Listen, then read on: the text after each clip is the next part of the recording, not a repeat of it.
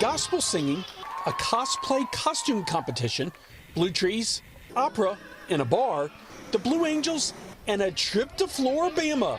A lot went down at the Foo Foo Fest in Pensacola this year. What is the Foo Foo Fest? It's really a cool concept because it's all about the arts and the ways that we celebrate that here in Pensacola. The Foo Foo Fest awards grants to area organizations, allowing those groups to offer featured programming that they likely could not host without the funding. The Foo Foo Fest happens annually, the first few weeks in November. This year's event included music and lots of it. The Night Moves Music Fest highlighted some of the musical offerings. The event brought national, international, and local alternative and indie artists to Maritime Park to play. Silver Sun Pickups and the Beach Fossils were a couple of the headliners. The event offered concert goers a chance to experience a day of music in the open air on the water. Each year, the Pensacola area hosts Jazz Fest in April, the Pensacola Beach Songwriters Festival, and the Gulf Coast Jazz Festival in October, and live music at various venues around town all year. On the opposite end of the spectrum, there was an opera, Carmen the Traveler. Carmen is a fully orchestrated opera, and it's a French grand opera. But this rendition of the famous opera was unlike any you might have seen before. An opera house did not play host to this. No, instead, a bar did. I think it adds fun, for sure. I love when you get to perform opera up close and personal. I think that the audience loves it too. You get to see the emotions of the characters up close, and you also are hearing their voices up close and watching that amazing way of singing. Upcoming events at the Pensacola Opera include the Marriage of Figaro in late January and Pagliacci in mid-March.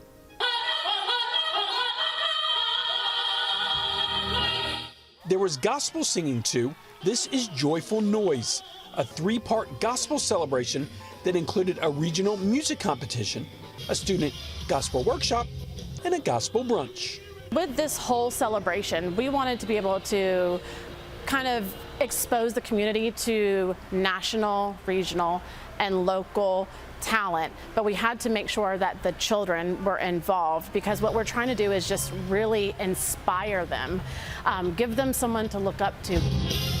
Music is just one of the most important elements in a children's life. I go to the Thanks to the Foo Foo Fest funding, the Sing Harlem Choir performed at each of the events. You might recognize them from any of the group's numerous television performances. We couldn't do without the grant support from Foo Foo, but also I felt like it was kind of an untapped piece of Foo Foo. It's all about cultural tourism. It's all about exposing people to new things, and there's never been anything like this here in Pensacola of the size and scale, and we're just bringing people of all walks of life together, and I could not have done it without Foo Foo, literally. What else was part of the Foo Foo Festival? This. Blue trees are a strange sight to see. This is the Blue Trees environmental installation. We've created a Dr. Seuss surreal environment that says, I speak for the trees, I speak for the trees, I speak for the trees, because the trees have no tongue. So all the trees in the Amazon and thousands of miles that you don't see that are disappearing have no way to say, hey, what about us? So we're trying to get the city trees to make some noise so that you're aware of this happening, because once those forests go, breathing is going to be a lot more difficult. The Blue Trees Project was designed to highlight trees both locally and globally. Painting them blue, a process done with chalk and water that doesn't damage the tree, helps people appreciate the trees they often take for granted. People walk towards us, they all slow down and they look at the trees. Now, they would walk this way many times. They would not even look up at the tree. They would be aware of it if they were gone, if we had cut them down, but they look at them because they think there are no blue trees. I represent Don Tristan DeLuna. Next up, a trip through America's first settlement. Don Tristan DeLuna and Spanish settlers established Pensacola in 1559. As part of the Foo Foo Fest, Fiesta Pensacola hosted a living museum for guests to interact with diverse characters from the area's past 465 years. While the historical reenactors might not be around all year, visitors can still explore the Pensacola Museum of History and the surrounding area on a visit at any point.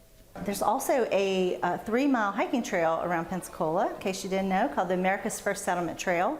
And along the way, you can scan QR codes along the way that you find in the street. It's a red line that goes for 3 miles around the city that you can follow and learn a lot more about Pensacola. The Pensacola Museum of History currently includes an area dedicated to some of the area's most famous residents, the Blue Angels. The elite squadron is based there, they practice there, and their final show of the year happened during the Foo Foo Fest. Visit the museum anytime. Check the Blue Angels practice schedule to coincide a trip to the area to catch the pilots practicing their newest tricks, or coincide a trip to the area to enjoy one of the area's festivals. Pensacola has something going on all the time, every single weekend it seems. Fiesta, our organization, puts on 3 major festivals a year. The Pensacola Seafood Festival, which just happened in September. The Fiesta Celebration, which is a 10-day heritage festival in the summer, the end of May, early June, every year. We're on our 76th iteration of that in 2025. And then Pensacola Crawfish Festival, which is in April, which is one of the biggest crawfish festivals in the Southeast. So lots to do always in Pensacola. There are theatrical productions going on all the time too, from the Pensacola Little Theater to the Sanger Theater to the professional Penn Arts. Live theater is always an option for a night out.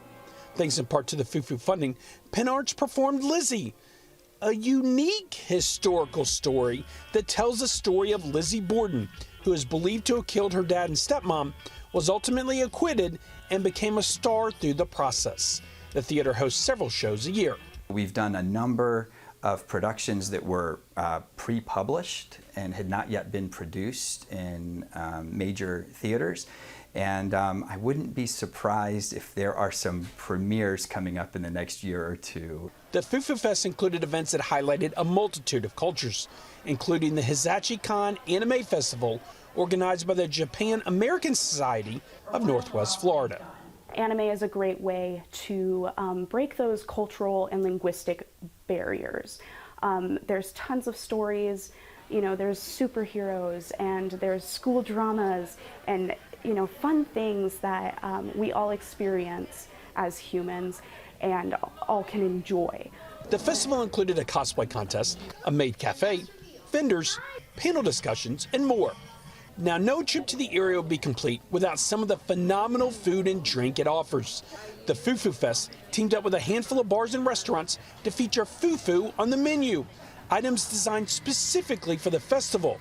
That included everything from orange miso seared scallops at Pearl and Horn, to the Foo Foo inspired banana cake at Union Public House, to a refreshing curated cocktail at the vintage English pub named Sir Richard's, to Fleeting Windows, a beer brewed up by Odd Colony Brewing.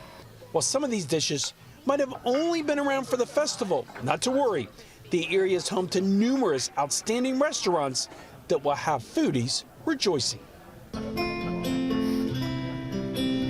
To complete the trip, a visit to Flora-Bama is a must. Flora-Bama is really about good times, good music. That's really what it started as. So, the small shack that was on the side of the road that was a liquor store at one point, that's what we've been about since 1964. The Frank Brown International Songwriters Festival coincides with the Foo Foo Fest. The 40th annual event included more than 200 nationally acclaimed songwriters.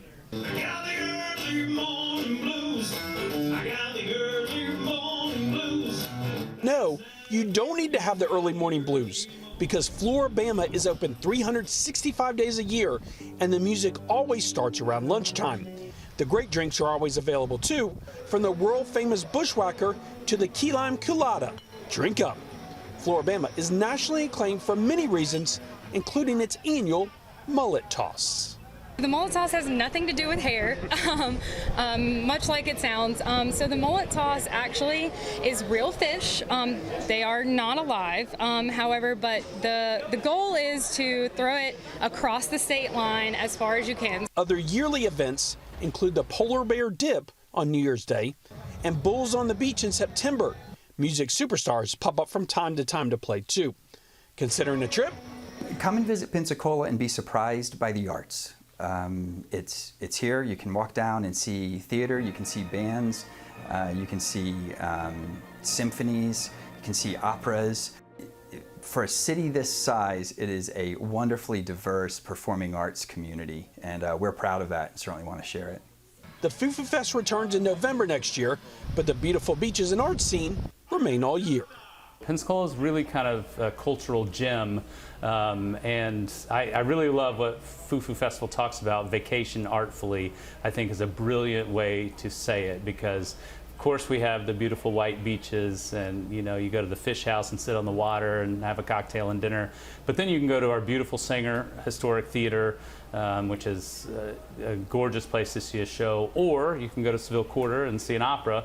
Thanks to Foo Foo Fest. I think that's unique in our town. Nelson Hicks, WSB-TV.com.